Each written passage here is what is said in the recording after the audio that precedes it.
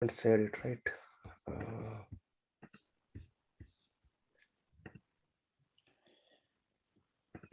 okay, so you can see my screen, right? You can let's chant the prayers. Yes, we can see it. Om Jnanatimirandhasya Jnananjana Salakya Chakshurunmilitam Yena Tasmai Shri Guruve Namaha. Shri Chaitanya Manobhishtam Sthapitam Yena Bhutale Swayam Rupa Kada Mahyam Dadati Sopadantikam. Vandeham Shri Guru Shri Yuta Padakamalam Shri Gurun Vaishnavamscha Shri Rupam Sagrajatam Sahagana Raghunatham Vitam Tam Sajivam Sadvaitam Savadhutam Parjana Saitam Krishna Chaitanya Devam Shri Radha Krishna Padan Sahagana Lalita Shri Visakhan Vitamscha. हे कृष्ण करुणा सिंधु दीनबंधु जगतपते गोपेश गोपिका कांत राधा कांत नमस्तुते तप्त कांचन गौरांगी राधे वृंदावनेश्वरी वृषभानुसुते देवी प्रणमामि हरि प्रिये वाञ्छाकल्पतरुभ्यश्च कृपा सिन्धुभ्य एव च पतितानां पावनेभ्यो वैष्णवेभ्यो नमो नमः। जय श्री कृष्ण चैतन्य प्रभु नित्यानंद श्री अद्वैत गदाधर श्रीवासादि गौर भक्तवृंद हरे कृष्ण कृष्ण कृष्ण हरे हरे हरे राम राम राम हरे हरे। हरे Krishna. Hare Krishna. So let's try to recap our chapter 9 again. Today we'll try to recap till text 10 or 11. I think we have gone through. Okay, so let's see. Hope we can see my screen, right? So this chapter itself, it says the most confidential knowledge, right? So chapter 9 is a very, very important chapter because it's Krishna's, the title itself says the most confidential knowledge. And we discussed earlier about why this is most confidential knowledge. Just we'll do a quick recap or revision, and then let's see. So I think being already being said that the middle part of a burger, is actually important. So this Bhagavad Gita is divided into 3 sections. First section is more or likely is about karma, right? And karma yoga and how to connect ourselves with karma, with activities, akarma, vikarma kind of things, right? So chapter 1 to chapter 6 is more about karma, and then last 6 chapters 13 to 18, this more about jnana, so more about knowledge. However, this middle section, chapter 7 till chapter 12, these are very, very important chapters where Krishna speaks about bhakti yoga. See, where chapter 6 ends by saying yogina api sarvesham matgatinatra atmanam sardhavan bhayate yoman yome samyuktatamataha. Krishna says sardhavan bhayate yomam. So sraddha, that faith, that devotion, that Krishna explains actually in these 6 chapters, chapter number 7 to chapter number 12. And this chapter number 9 goes more hand to hand with chapter number 7 as well. So where we discussed about this what do you say about the demigod worship, about the other worship, and what happens, all other things, and hearing from Krishna is very, very important. And this knowledge, anyone who takes shelter of Krishna are actually very rare, and Krishna controls everything. So in that same context, this chapter 9 also goes, and this is kind of essence of all essence. These 2 chapters, 9 and 10.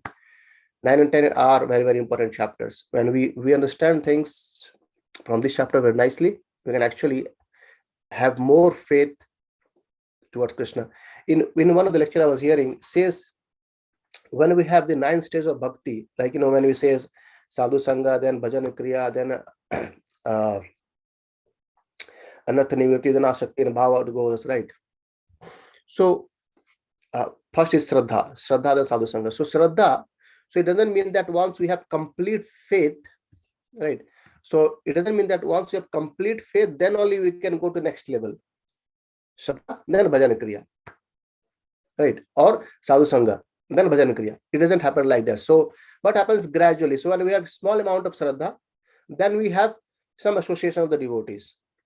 So as we have association of the devotees, our Shraddha becomes more, faith becomes more, right? It becomes more confidential as well. And then when we start, after associating with the devotees, when we start bhajan kriya, when we start chanting holy name, performing some devotional service to Lord, then the association of the devotee also increases, and in the same way the Shraddha which also increases. So Shraddha initially it may be a small amount, but gradually and gradually it goes, increases and increases and increases, right? So that's how very important is Shraddha. So once there is Shraddha, then we have association of devotees, then bhajan kriya, then anartha nivritti, and those goes on. So gradually and gradually, when we go towards higher stages of bhakti, these lower stages of bhakti, they are become more broader and broader and broader.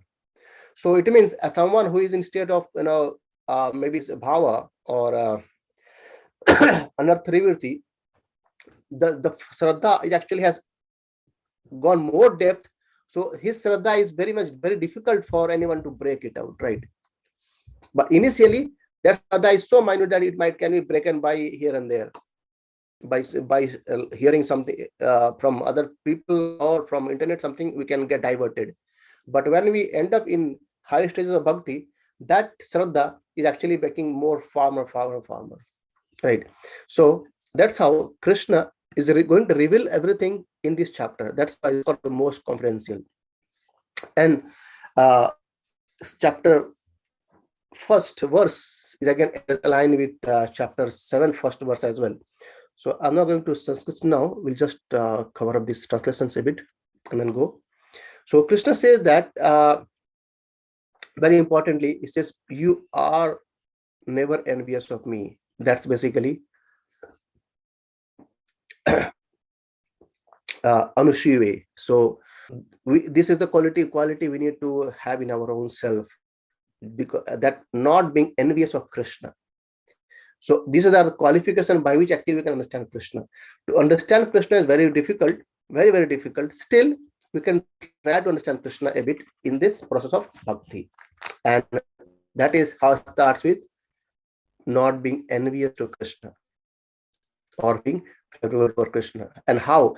So Krishna says that I shall impart you this confidential knowledge and realization. Jnanam and Vijnanam. Knowledge. Oh, sorry, what happened? Oh, I think I misclicked something.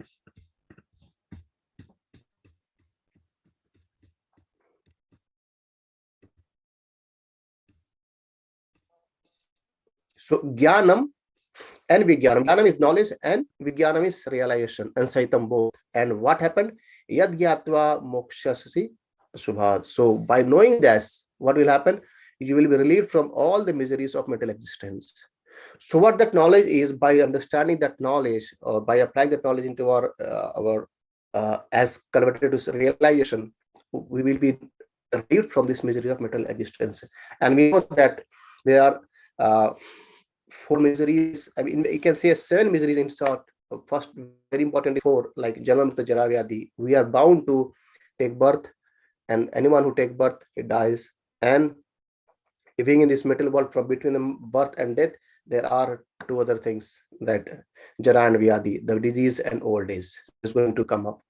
And other 3 are, we get miseries from our own body, from our neighbors or relatives or relationships, and by natural calamities. So these are the 7 things which we can relieve from those by understanding this knowledge. However, Krishna very clearly says that this jnana is knowledge, is very guhyam, because you are Anushiva. I'm saying to you. So as Arjuna is very dear to Krishna, so Krishna is revealing this. So why this chapter is called most confidential? It's because by only associating with Krishna in the way of non-envious, understanding Krishna as Supreme Personality of Godhead, then only Krishna is going to reveal us. So that relationship we need to build with Krishna, and then Krishna is going to reveal us more and more to us. So before ending up somewhere, we first need to have faith on the scriptures, what Bhagavad Gita says, what Acharya says, what devotee says, right? I mean, pure devotee says. So in that way, gradually we can have faith, and when faith happens, Krishna is going to reveal us. That's why it's called as Guhyatamam. So we have is called a superlative, the most confidential. So good, better, and best. So good is also good, but best is the best of all goods. In the similar way, it's Guhyatamam. So Guhya, Guhyatara, and Guhyatamam. Guhya is sacred, Guhyatara is more sacred, and Guhyatam is completely sacred, or it's most confidential. And this knowledge Krishna is going to give us in this chapter. And right. So then we discussed. I think Prabhupada has given a very nice and elaborate purport for all these verses in this chapter, and we have gone through those.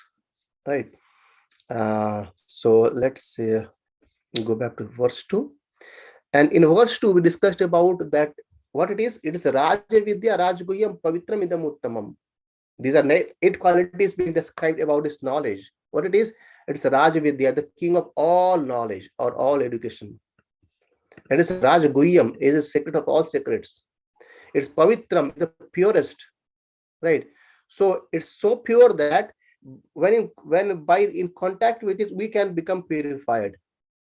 Right now, if you keep an iron in association of magnets, after some time that iron becomes magnet.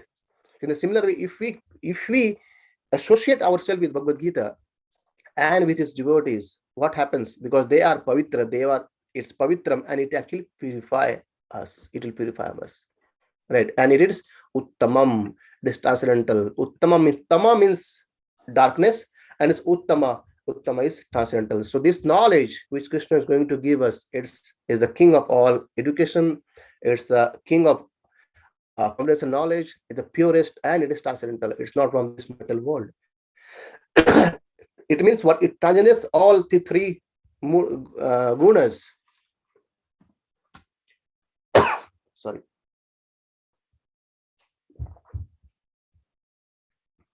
And after that, what it says?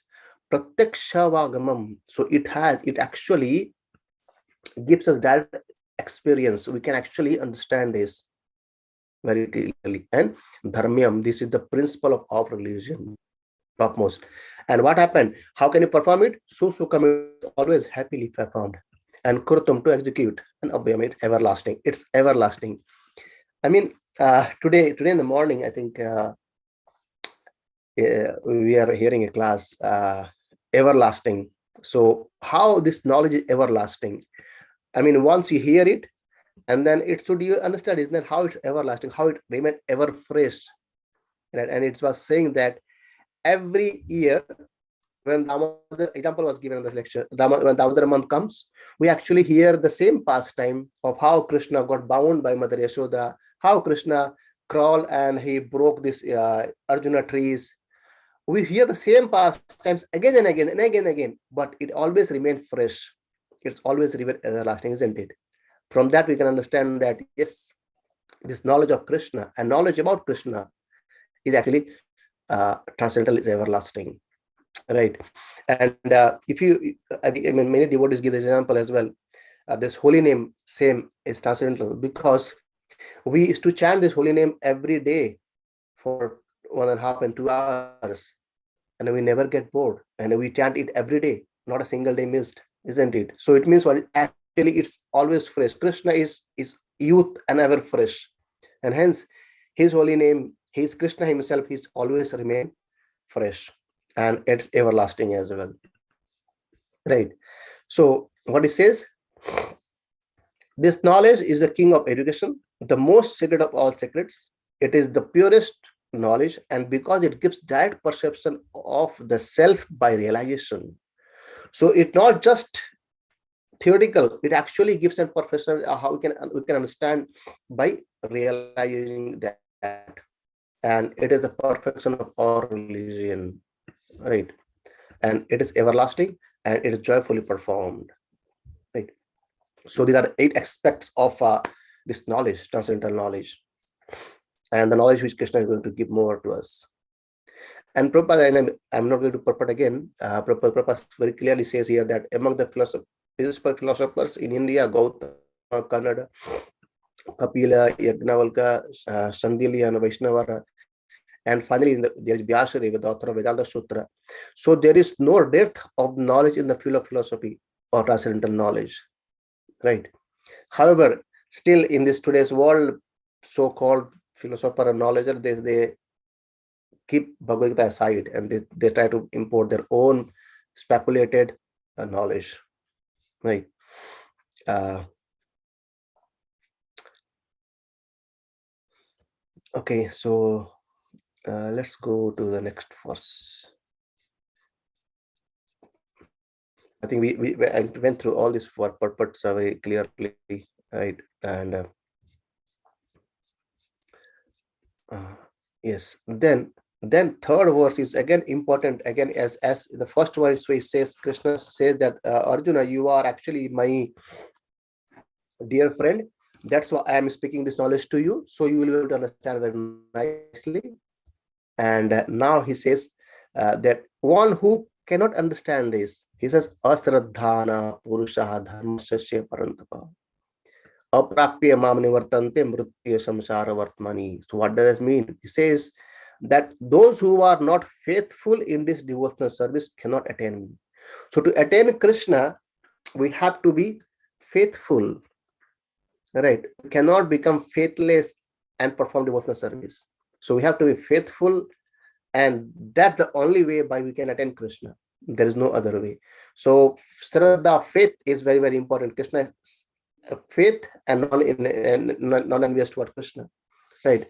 Uh, and what happens if you don't have faith toward Krishna or don't have faith towards devotional service? What happens? Krishna says here, therefore, they return to the path of birth and death in this material world. So, Janma Mrityu Jara Vyadhi actually continues. If you remember the very first verse, Krishna says that if by knowing this knowledge, you will be free from material miseries, right? And now Krishna is saying, if you are not faithful in this service, devotional service, what happens? You will actually continue on this path of birth and death. Janma Mrityu Jara, the cycle will go on and on and on, right? So the faithless cannot accomplish this process of devotional service. Clearly is mentioned, right? Let's go to the fourth one.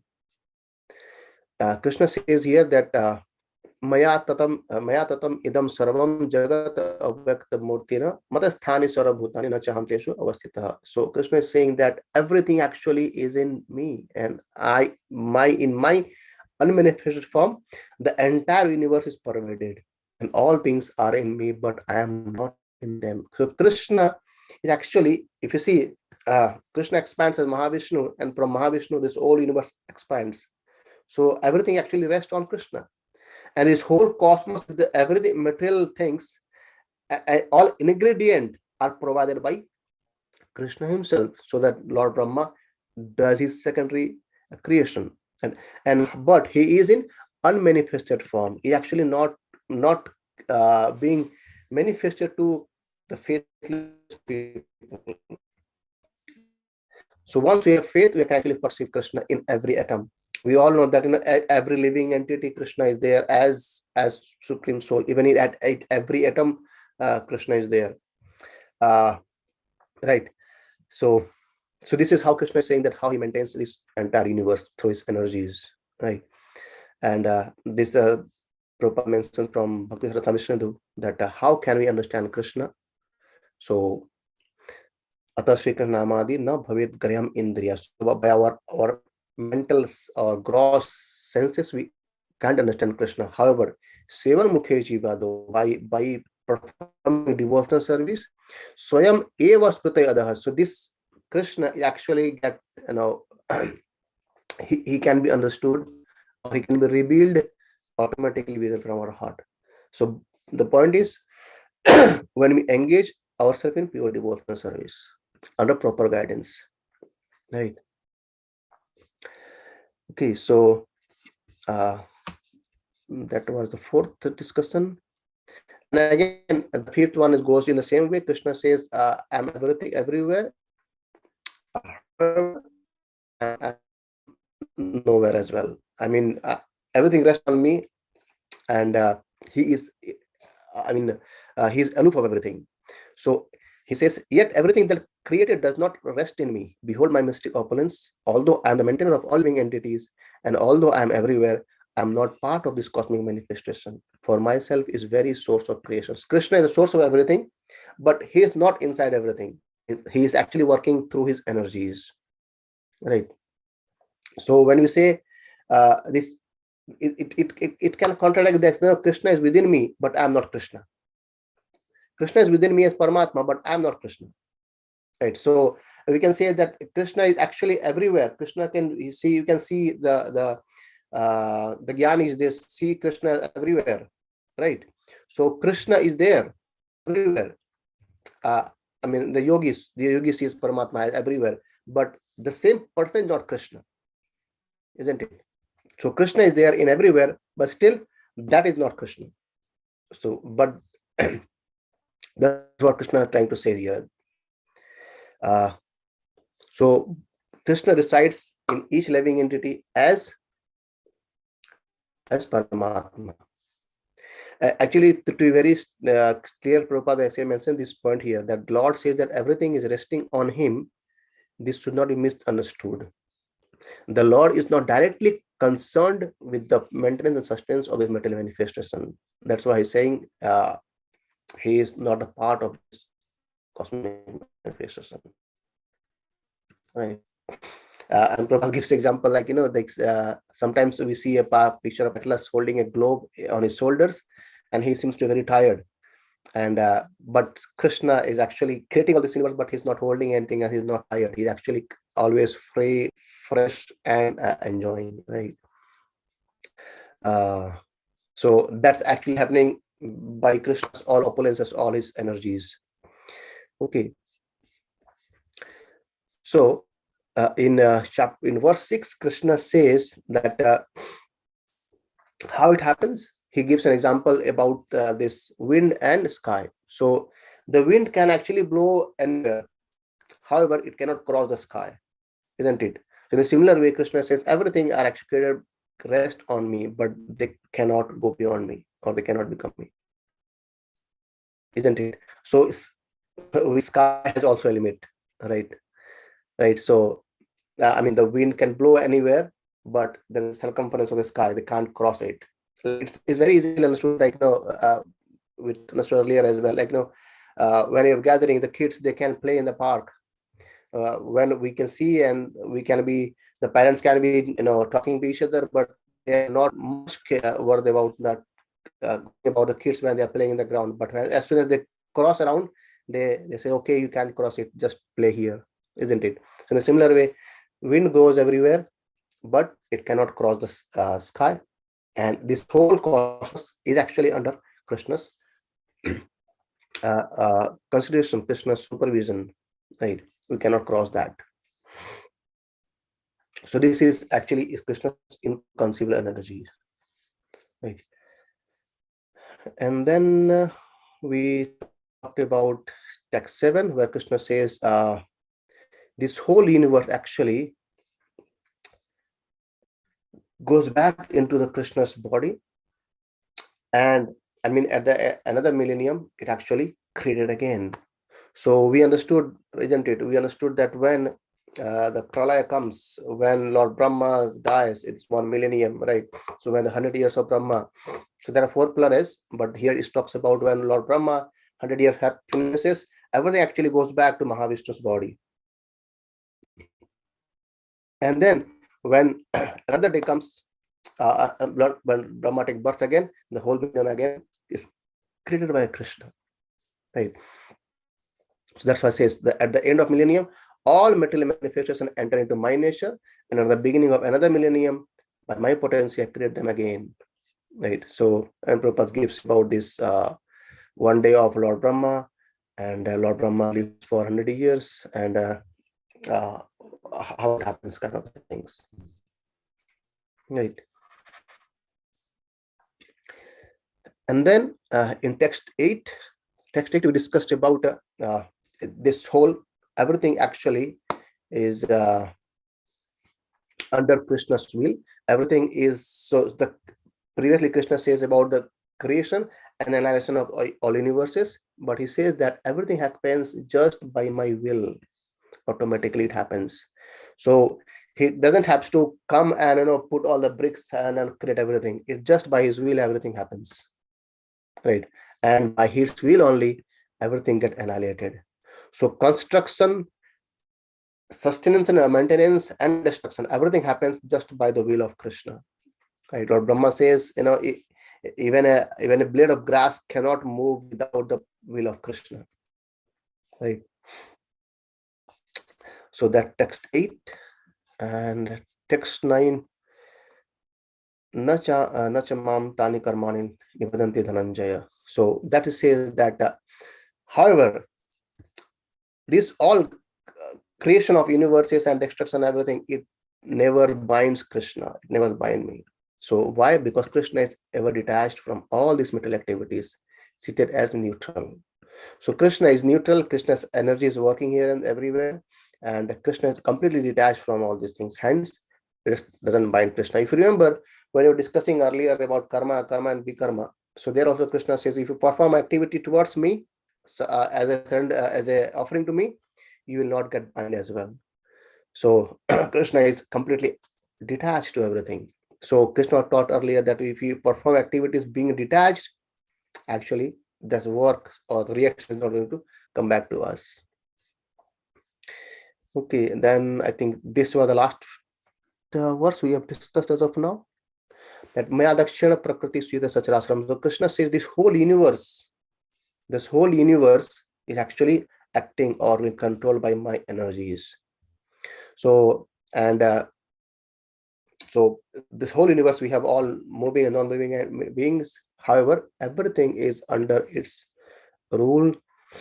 Under the rule, this manifestation is created and annihilated again and again. And who is the one who is directing everything? Krishna is said that is working under my direction. So is everything is under control of Krishna, right? So till that we have discussed earlier. We just give a quick one. I think we discussed in 3 to 4 sessions earlier, right?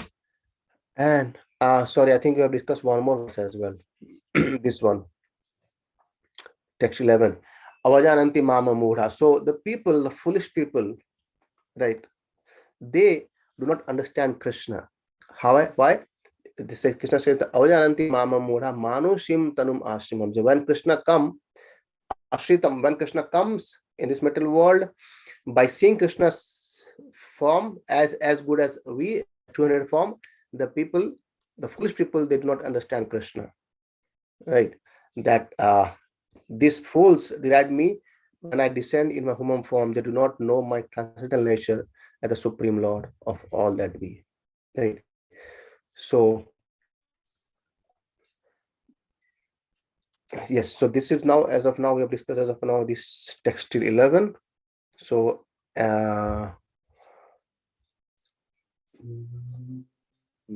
any thought, any questions as of now, till what you just revised? I think it's a nice, very, very long purport gives, and we went through many of those purport in our last session, I think, right? So, and from 12, verse 12, Krishna is going to explain more about the in 12 actually is a fate about the fools, what happens, where they go, who do not understand Krishna, right? And we'll take from here in our next Wednesday. So as said, we will be chanting 10-15 minutes. So I don't want to go this now. We'll take 12 verse and for ahead in our next week session. Anyone have any quick thought or questions or comments?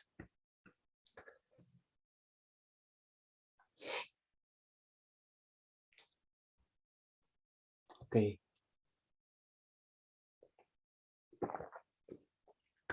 Okay, so I'll stop